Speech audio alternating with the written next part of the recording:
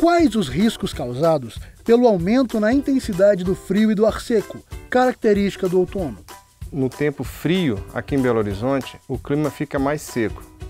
Como nós estamos longe do mar, a umidade diminui muito.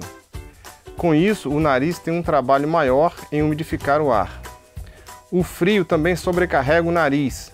Sobrecarregado, o nariz, em algumas pessoas que têm rinite alérgica, o nariz costuma entupir. Com isso, o paciente respira pela boca. Respirando pela boca, o ar entra frio, seco e sujo. Aí começam as manifestações das doenças respiratórias inferiores, começando pelas as faringites, as amigdalites, asma, essas doenças respiratórias que levam no inverno as crianças, principalmente os idosos, ao pronto atendimento. Quais hábitos podem ajudar as pessoas a se prevenir das doenças típicas do inverno? Um hábito muito comum no início do inverno é retirar aquelas roupas guardadas, os cobertores, as roupas de frio, que normalmente estão guardadas durante duas ou mais estações. O que eu recomendo é pegar essas roupas, lavar, colocar no sol, tirar todo o resíduo de poeira, de pó e aí então usá-las. Evitar acumular coisas dentro de casa, dentro do quarto, nesse período de inverno que possam acumular poeira, como almofadas, bichos de pelúcia, animais, porque isso, juntando-se à sobrecarga do clima seco e frio, quase sempre causa doenças respiratórias. Existe um tipo de risco para doenças comuns a essa época do ano? Sim, normalmente as crianças e os idosos. As crianças, porque a imunidade ainda não está amadurecida e estão mais propensas às doenças respiratórias. Os idosos também, pela baixa imunidade. Evitar que essas crianças fiquem em muitos aglomerados, lugares fechados, usar lugares mais ventilados para as crianças e tanto para os idosos. Em quais situações se deve procurar o serviço médico? Nessa época do inverno, os lugares ficam mais fechados, fecham-se mais janelas, mais portas, os lugares ficam mais confinados e as viroses se espalham mais facilmente devido a esse ambiente fechado. As viroses, de um modo geral, não necessitam ir ao médico. Toda criança que está, por exemplo, brincando e de repente no dia seguinte ela acorda com febre, desanimada, ela tem calafrios, isso é um sinal muito claro de uma virose. Uma bactéria, ela causa uma infecção aos poucos, sempre é um ouvido, ou só um nariz, ou só uma diarreia, só uma coisa isolada. Quando ela comete a criança como um todo, é um vírus. O vírus se espalha pelo corpo inteiro. E não adianta usar remédio. Quanto menos remédio, mais rápido a criança vai melhorar. Como já dizia nossa avó, a criança fica de repouso, toma chá, e com chá ela hidrata. Pode usar uns analgésicos se por acaso a febre passar de 39 graus. Mas até 38,5, até 39, às vezes um banho morno, um banho fresco, vai melhorar a febre da criança.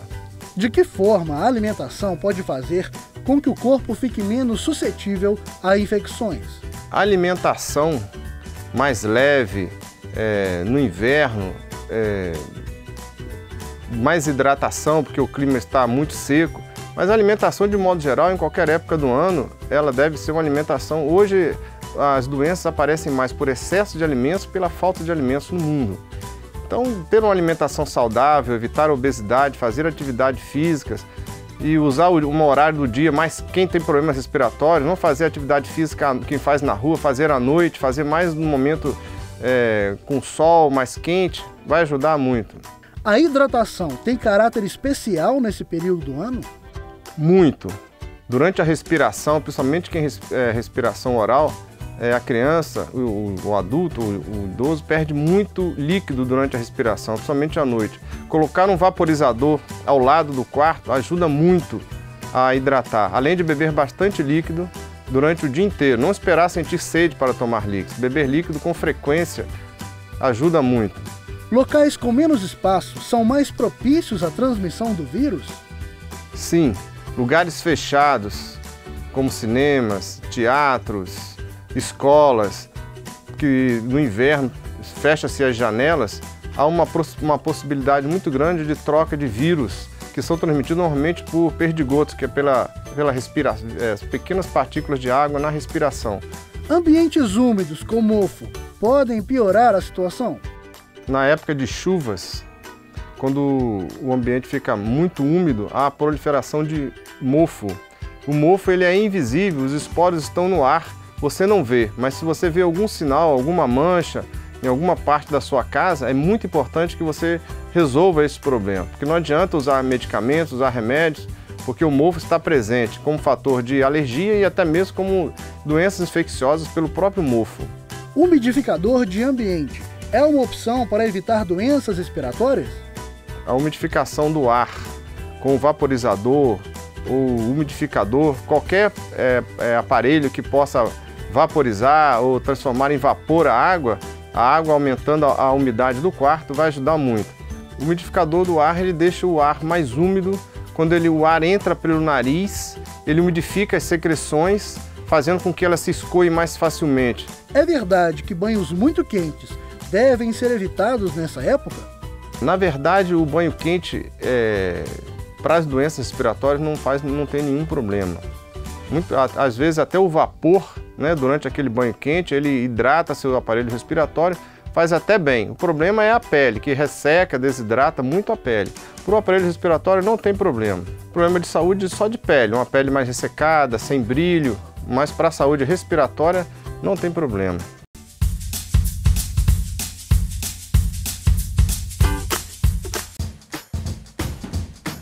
Não quer ficar um segundo por fora da nossa programação?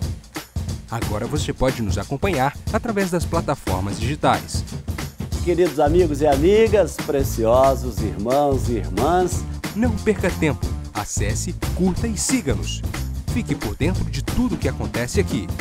Rede Super, inspirando você.